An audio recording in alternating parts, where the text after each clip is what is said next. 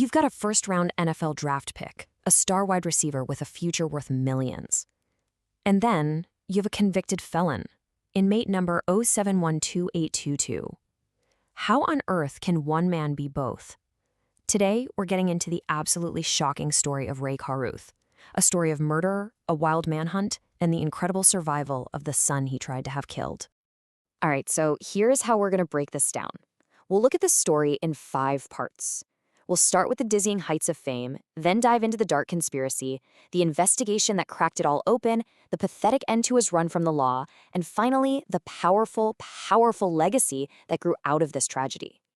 You know, to really get this story, you first have to understand the two completely different, almost opposite worlds that Ray Carruth occupied. I mean, think about it. On one side, you have the ultimate dream. Ray Carruth, the celebrated athlete playing for the Carolina Panthers, living a life most people can only imagine. And on the other side, the grim reality. Ray Wiggins, a number in the state prison system. This is the core contradiction of the whole story. So how did one become the other? This quote right here, it just nails it. The very act of violence that was meant to end lives, somehow by a twist of fate, is the same event that brought a new life into the world. So yeah, it's a story about death for sure, but it's also a story of a miraculous birth. So let's go back. Let's see how this all kicked off. We're going to the night of the crime, an event that was pieced together from a really chilling 911 call and, well, from the victim's own final words. Let me set the scene for you. It's a Tuesday night in Charlotte, North Carolina. A 24-year-old woman, Sherika Adams, is 8 months pregnant, and she's in her car. She'd just been to the movies with the father of her child, Ray Carruth. What should have just been a totally normal evening was about to become an absolute nightmare. Now, even though she was in incredible pain, fighting to stay conscious, Sherika somehow managed to tell the 911 operator exactly what went down. She explained that Carruth was in the car ahead of her, and he suddenly slowed down. This wasn't some random attack. It was a setup. And that's when a second car pulled up right beside her and the shots were fired. And this part is just absolutely crucial. When the first officer, Peter Grant, gets to the scene, Sherika Adams does not hesitate. Her number one priority was to tell him who was responsible. Right from the very beginning, she pointed the fingers straight at Ray Carruth. Okay, so with Sherika's powerful accusation, investigators had their prime suspect.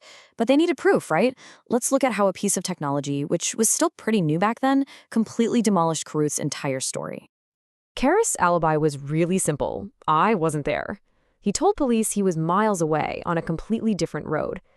But, well, his own cell phone told a different story. Investigators used cell tower triangulation, which was a pretty new technique at the time, to figure out exactly where he was. And the record showed his phone was making calls from the exact spot of the shooting, right when it happened. He was caught in a lie. So the police had the guy who pulled the trigger in custody. He was a career criminal named Van Brett Watkins. And for hours, he denied everything. He swore he didn't even know Ray Carruth.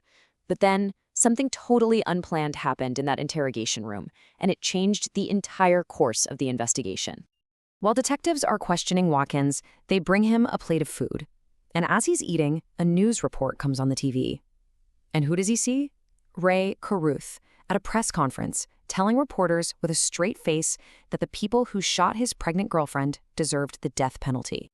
Seeing that incredible hypocrisy, Watkins just stopped eating. The detective remembers he just put his fork down and said, "Let's go back to the room." He was so furious that Carruth was trying to play the innocent victim, and he just laid it all out. He confessed to firing the gun, but he made one thing crystal clear. Ray Carruth hired him, Ray Carruth planned it, and Ray Carruth called the shots that night. 4 weeks after she was shot, Sherika Adams died from her injuries. The charges against Ray Carruth were immediately upgraded to first-degree murder. And just like that, the NFL star, who had been out on a $3 million bond, was gone. He vanished. So a nationwide manhunt was on, but it didn't actually last very long. The bondsman who had put up the money for Carruth's bail got an anonymous tip. Ray was hiding out in Tennessee. So the bondsman called the police, the FBI got involved, and agents quickly closed in on a hotel. And the way his time as a fugitive ended, it was just pathetic. This multi-million-dollar athlete wasn't found in some fancy hideout. No, he was discovered curled up in the trunk of a car, hiding with some cash and a bottle of his own urine.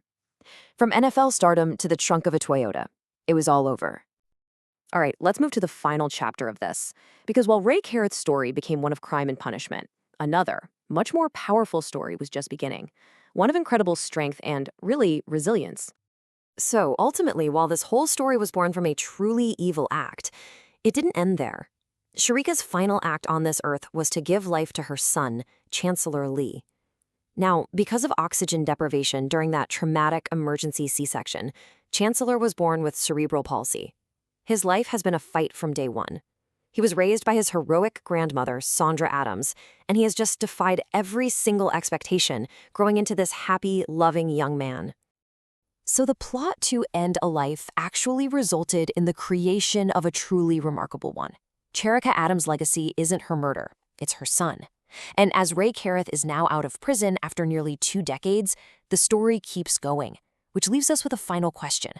What does the future hold for the son who survived?